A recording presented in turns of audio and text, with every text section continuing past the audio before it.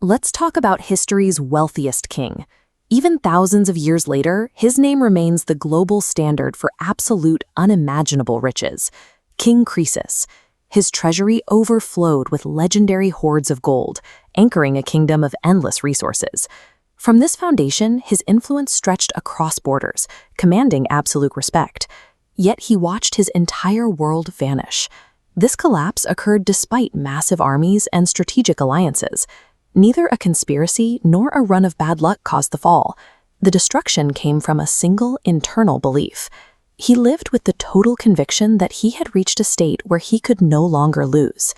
This graph illustrates a structural vulnerability common to high peaks. When success reaches this point, the line often breaks into a sharp, catastrophic slope. It suggests that the most dangerous threat to an empire is the blinding comfort found at the very top. Prolonged success creates a specific psychological decay. Extended comfort leads to a state of unquestioned certainty, where leaders stop doubting their own decisions or preparing for failure. This flowchart maps the process. Certainty hardens into ego, and that ego eventually creates a total blindness to reality. While Croesus occupied this peak of overconfidence, a wise traveler arrived at his court. He had seen the world and understood the illusions of power. Certain he would receive validation, the king gestured to his hoard and asked the traveler to name the happiest man in the world. The traveler spoke instead of an ordinary man who lived simply and died with honor. He left the king with a warning: call no man happy until his life is over. Leaders at the peak rarely plan for endings.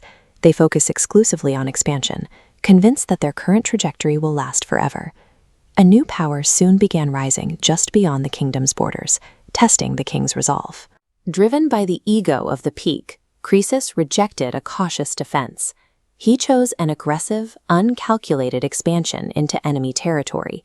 He marched a massive army to war, operating on the arrogant assumption that victory was a mathematical certainty.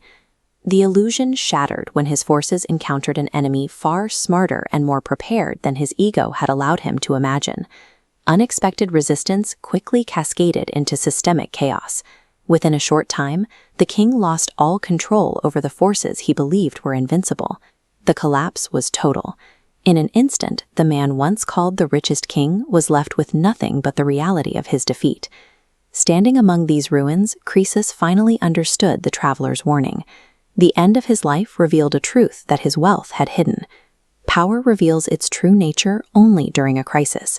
The strength of an empire is found in what remains after every advantage is stripped away and the system is tested by adversity. His military defeat was merely the final step. Croesus effectively lost his kingdom much earlier. At the moment he convinced himself his position was untouchable. This pattern is a universal law. It repeats in modern businesses, leaders, and nations alike. Rise, success, confidence, ego, blindness, fall. The descent begins silently at the very top.